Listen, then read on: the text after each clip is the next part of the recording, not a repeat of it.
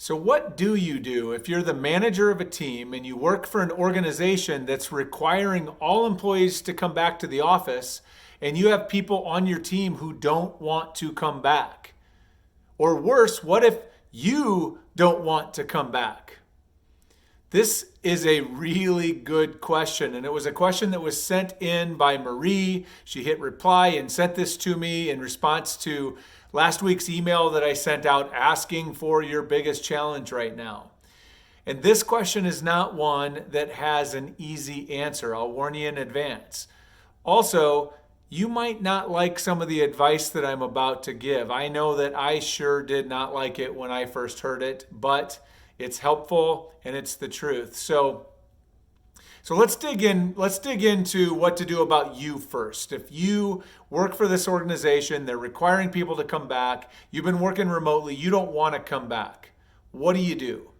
Well, basically you have two options, right? Two very clear, simple options. Number one is you can go find another job.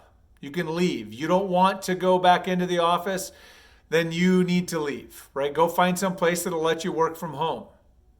That's option one. Option two is you make it work, right? Because as a manager, this is the hard truth and the hard reality is that your job isn't to second guess company policy decisions or to make your opinion known about decisions that have already been made.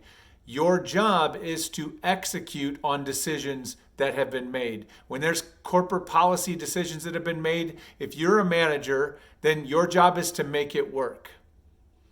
I know that sucks.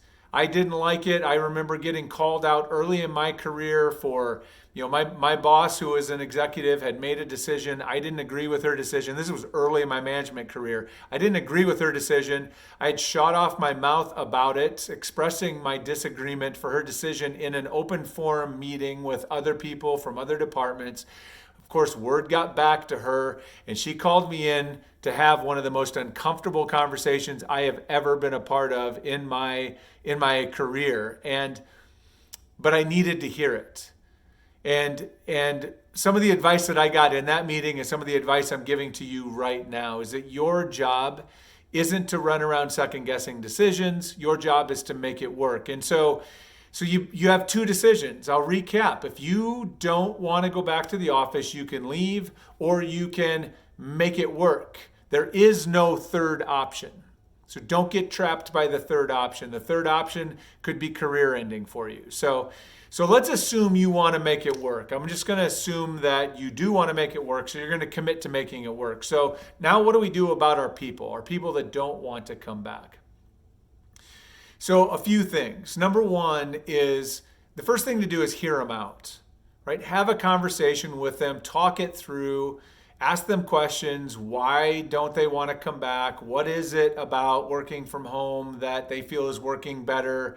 Let them make their arguments, hear them out, right? That'll help you understand sort of what they're up against, what their needs are, what their challenges are, but it'll also, help them feel heard. And that will help in the process of building trust and hopefully help them feel better about the transition if they do come back. So number one is hear them out. Number two is to help them understand, just like I just did with you, that they have a decision to make, right? If they are really committed to not coming back and they don't want to come back under any circumstances, and if that decision's been made and there are no other options, you need to help them understand that they either can move on, right? Quit, start looking for another job, or they can come back to the office and make it work. What you want to advise them against is the third option, which is come back to the office reluctantly and then kind of half-heartedly do your work as a way to punish the organization. Because the reality is the only person that gets punished in that situation is the employee and you as their manager.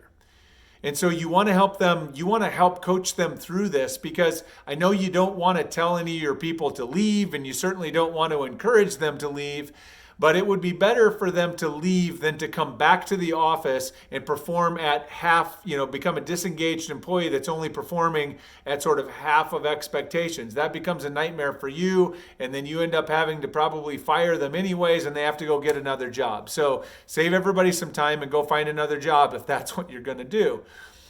So that's number two. Number three is, in the conversation about helping them understand that they need to make this decision, is commit to them. Commit that you will help them make this work in whatever way you can.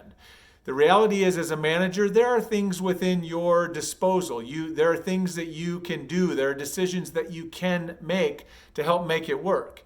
So, let's say you have an employee who doesn't want to come back because of some schedule issues, and that you being able to, push a schedule one way or the other by an hour or two would dramatically help. It might cut their commute time significantly, or make it easier to juggle, getting kids where they need to go. And so if you can make that happen, make that happen. Whatever you can do to replace some of the flexibility they feel they're losing with some other kinds of flexibility might be what helps them feel a lot better for coming back. So do what you can, commit to help, and then finally, make the office a place they want to come to.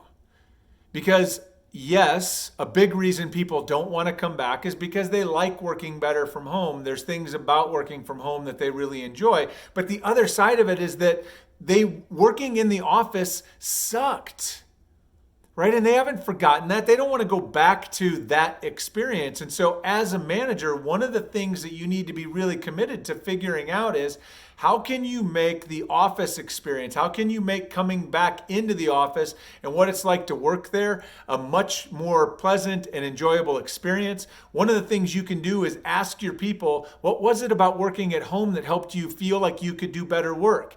And then listen very carefully and try to figure out what of those things you can replicate at the office. If they need time to work individually or by themselves, or they need quiet time, or whatever the other things are, figure out a way to make that work for them at the office so that the office can give them more of what they need, right? And invest in making a better environment, a better culture for them as well, so it becomes a place that they want to come to, right? This is a hard thing. And this is one of the things that makes being a manager really hard sometimes, is that you're not always going to agree with the policies and decisions that are made above your head, but the job of management is to execute. It's to make it work. And so part of maturity as a manager is figuring out how to do that. And you can do that in a way that honors your people. Be committed to your people, care for your people. Your opinion about that decision isn't helpful. What's helpful is you being really committed with your people to help them navigate through it and make it the least painful process for them possible, and to maybe even figure out how to make some win-wins out of a situation that feels like a big loss. I hope this is helpful to you. If you have any other challenges that I can help tackle for you, or any big questions that maybe I can address in a future video, please drop those in the comments. I always love to hear from you, and I love to help wherever I can. So best of luck in all of your efforts in the transition, and I will see you next time.